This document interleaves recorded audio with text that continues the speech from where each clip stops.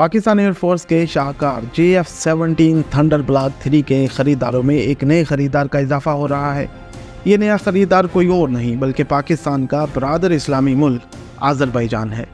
Azerbaijan Pakistan से कितने त्यारे कब और क्यों हासिल करेगा, आज की वीडियो में इन्हीं चीज़ों को तफसील से जानने की कोशिश करते हैं।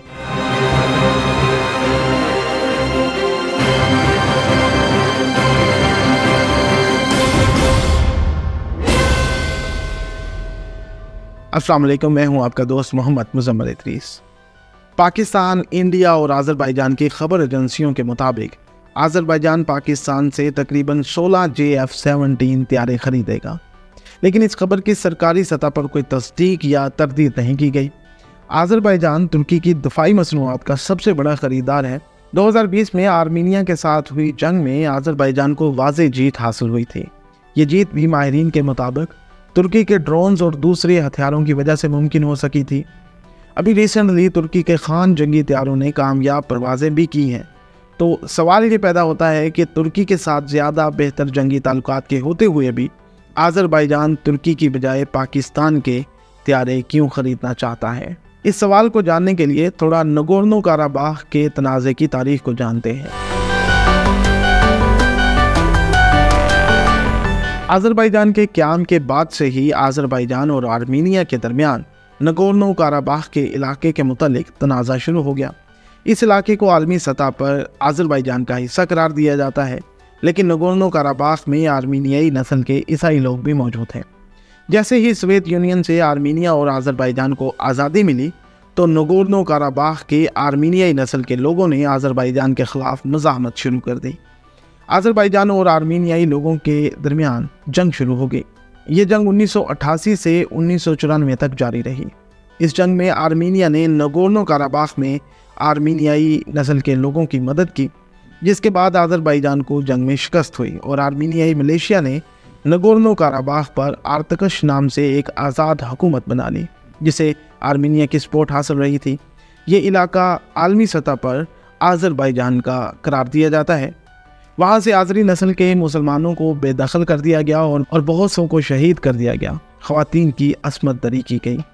ये सब होने के बाद अब आज़रबाईजान ने अपने आप को जंग के लिए तैयार करना शुरू कर दिया था। अपनी फ़ौज को मजबूत किया और जदीद हथियार दरामद करने शुरू कर दिए, जिनमें ज़्यादातर तुर्की से ख़रीदे गए थे।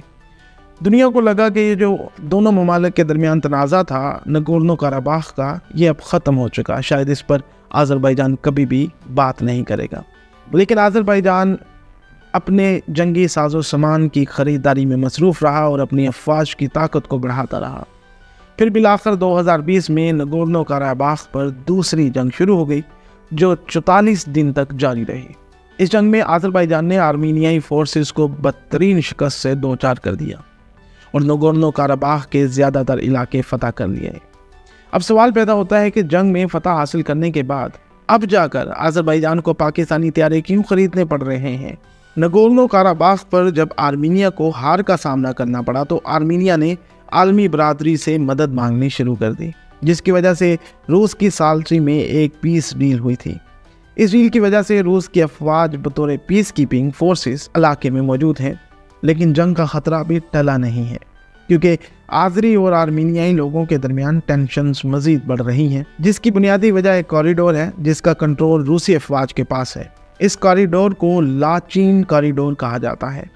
ये कॉरिडोर नगोर्नो काराबाख के आर्मीनियाई इलाकों को मेन आर्मीनिया से जोड़ता है।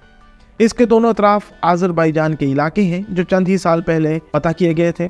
आज़री लोगों का कहना है कि इस कॉरिडोर से असलहा नगोर्नो काराबाख के आर्मीनियाई लोगों को पहुंचाया जा रहा है, जो आज़रबाईजान के ख़िलाफ़ तैयारियां कर रहे हैं। लिहाजा इस कॉरिडोर का मुकम्मल इख्तियार आज़रबाईजान के सुपुर्द कर दिया जाए। इसके अलावा माज़ी की आज़रबाईजान की हिकमत अमली को देखते हुए आर्मीनिया ने भी अपनी अफवाज को मुनज़्ज़म करने का फ़ैसला किया है।